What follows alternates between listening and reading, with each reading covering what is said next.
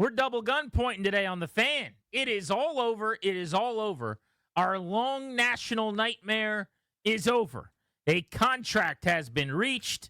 Terry McLaurin and the Commanders can have a press conference. They can smile, they can hug, they can high five, and they can pretend like nothing ever happened and there was never any animosity. In your face, everybody. I'm here.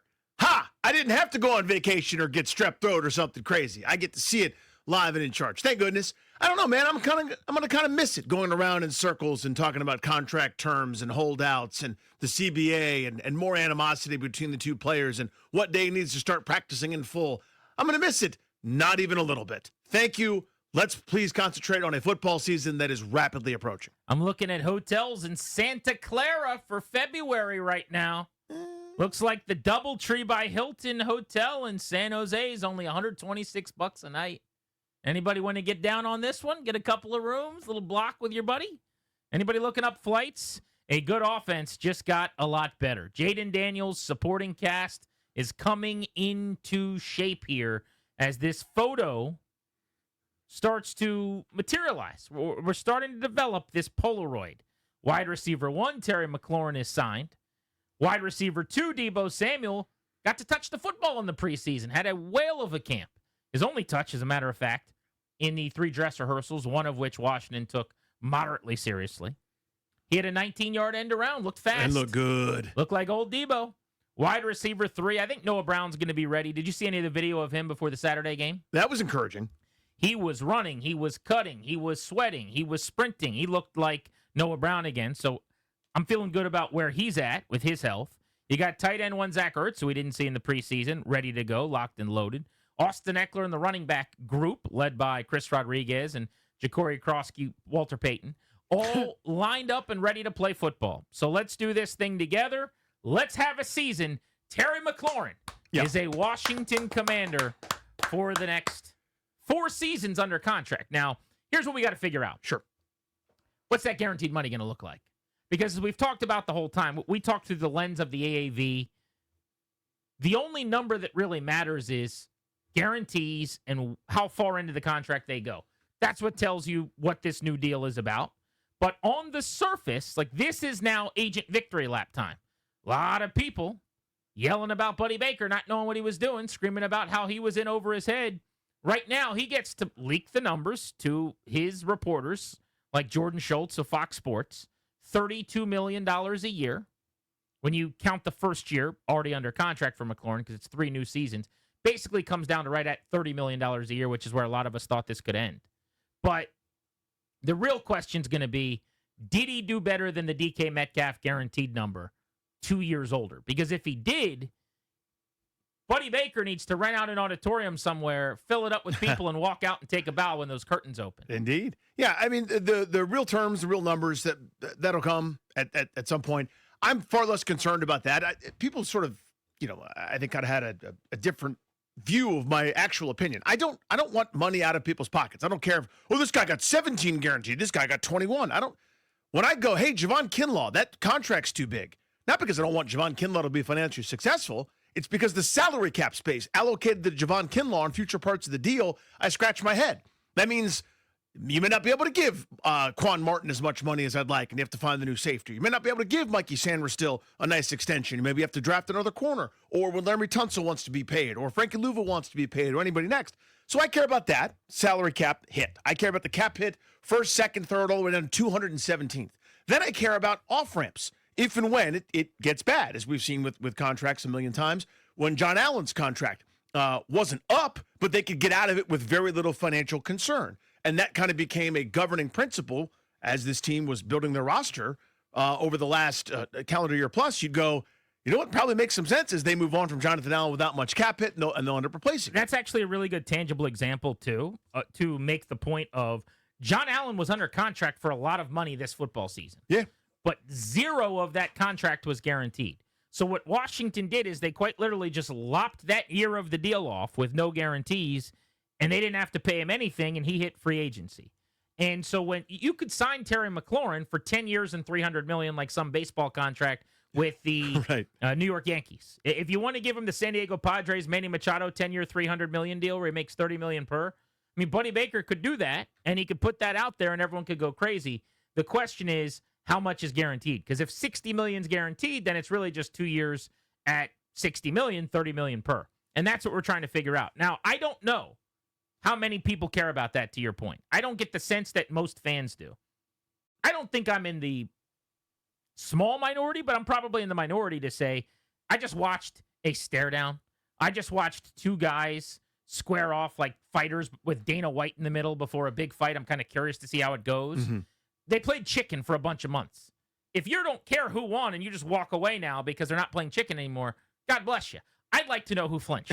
So I'm going to want to know, not just because I want to know, did Terry and the agent win? Did the team cave? Did he have more leverage than we thought? Or did the team never budge at all? If he got 40, 45 million in guarantees or something, and the numbers released just look very friendly for the player and the agent, then Adam Peters played this thing beautifully and never caved, and they came to him. That matters too. But it also is relevant from a football perspective. What kind of shape are they in for an extension in a couple of years for guys like Tunsil's due up next year and Luvu's due up, or when Jaden Daniels start being paid? So there are reasons to care about this. But I do think, for the most part, if you're a fan of this team, is he under contract? Yes. I don't need to know anything else. What time's the game, and is he in uniform? Those are the things you care about, and he will be in uniform in week 1 against the Giants, and for that reason, we're celebrating. 100%. To me, this is more longer term than it is the early part of the season.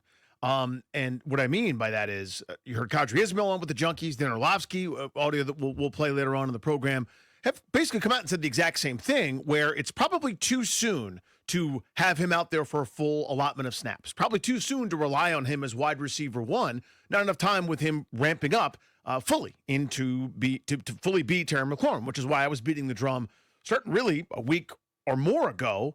I understand you're looking for a contract. I hope you get it.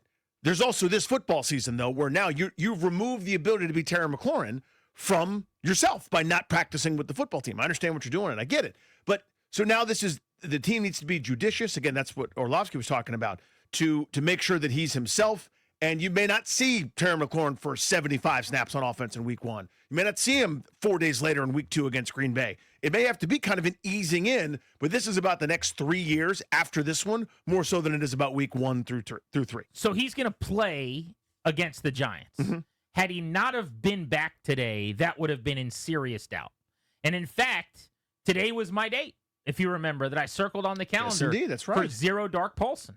In fact, a couple of people hit me up this weekend and said, can't wait to hear your rant on Monday, with like videos of Terry McLaurin seemingly sulking on the sideline during the preseason game. He had terrible body language. I'm not a body language guy. You guys are. But it was just kind of sitting there. Doesn't bother me, but people seem to be miffed by it. But they're like, here we go, Monday. It looked like he was having a lot of fun. I'll say that. It looked like they were getting that close to a deal. Although ask Adam Schefter, who breaks all the news all the time. An hour before this thing came out, he was on TV saying that they're nowhere near a deal, that there's no progress being made. He said that on television an hour before this thing broke.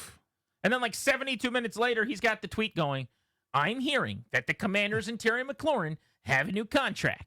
So that either escalated very quickly out of nowhere, or maybe the team just was leaking absolutely nothing all along. I'm very hungry because I haven't been fed a story.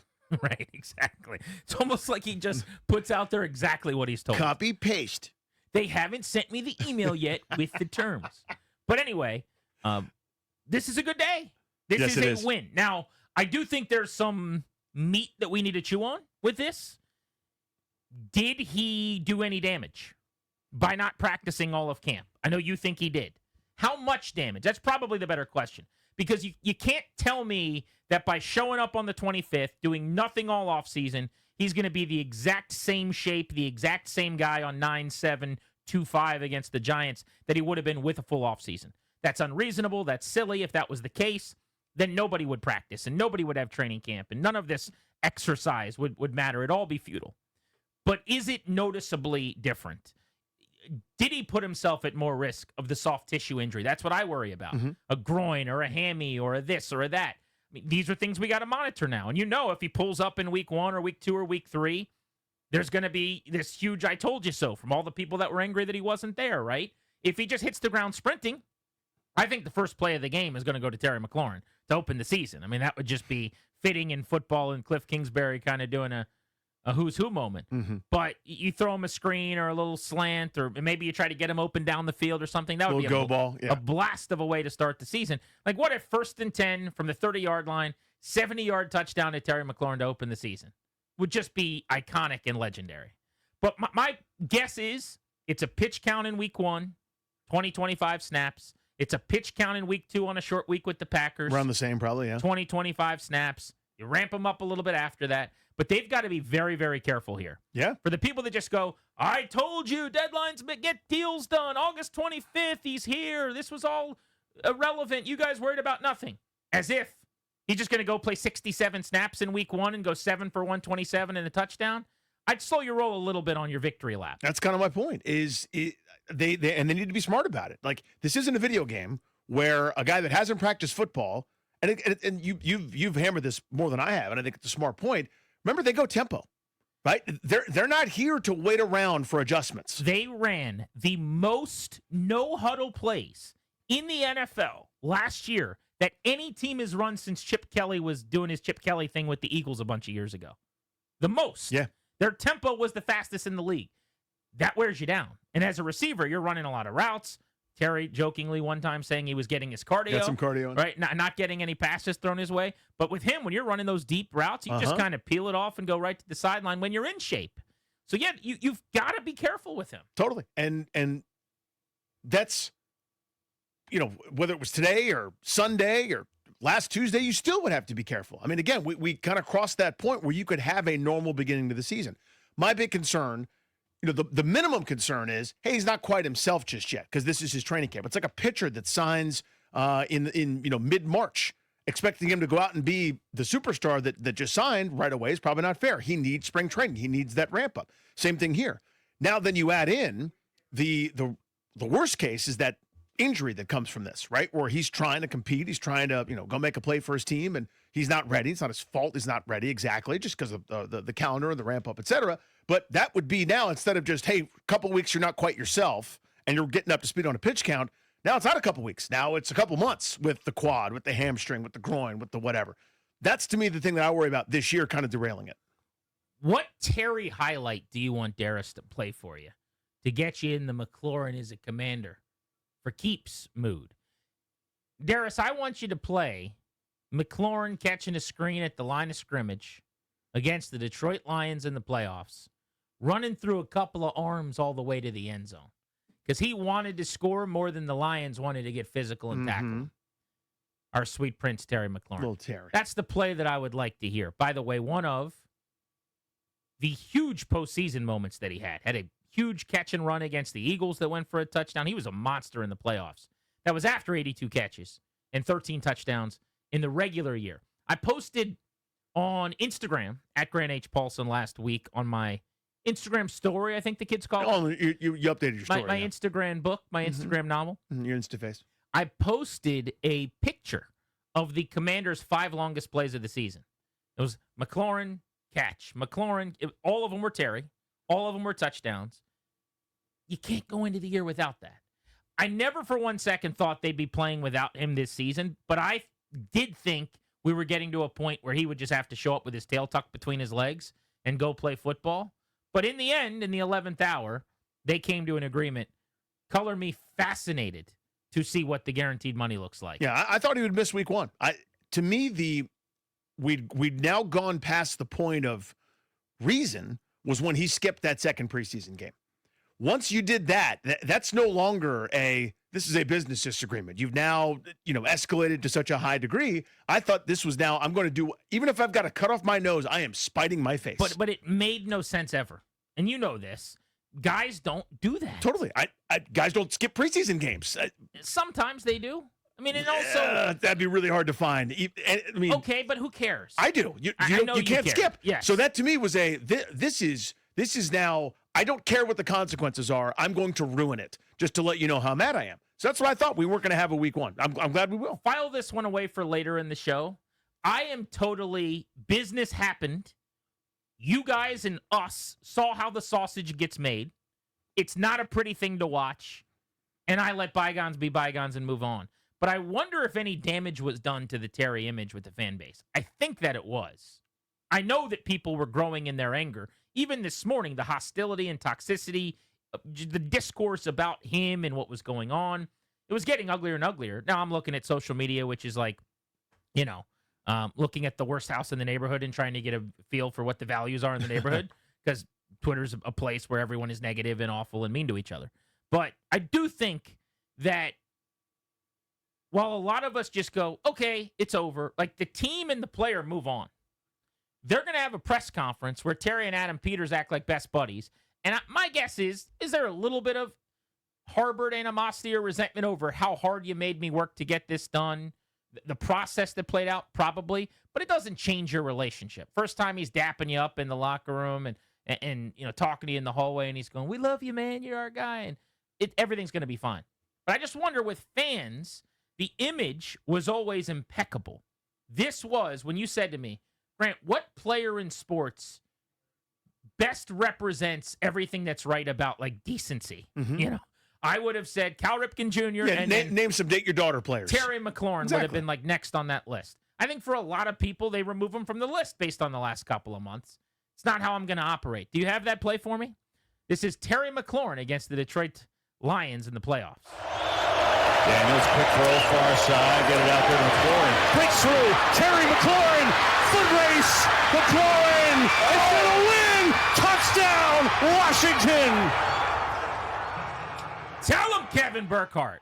Say so, Kevin Burkhardt. Raise my hand over my head like I'm in church. Say so. Tell him. Amen, Kevin Burkhardt. You know who can't do it? Terry McLaurin just did in that highlight. I'll sing the names. Noah Brown. Deebo Samuel. Deebo could take a ball at the line of scrimmage and run. Deebo could kind of do that. Deebo Samuel over the last 2 years. Fair enough. Chris Moore. Especially Chris Moore. Luke McCaffrey. Definitely that one.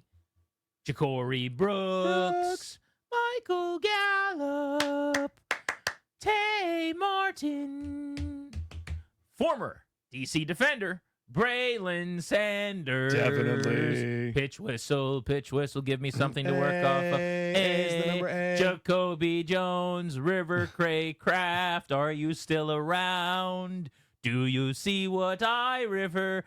Nobody. Not a one. Nobody could do what Terry did in that highlight for Washington. And he's back. We are getting Doug back. Ultimately, this long saga is over. That's the part that I care about the most, by far and away.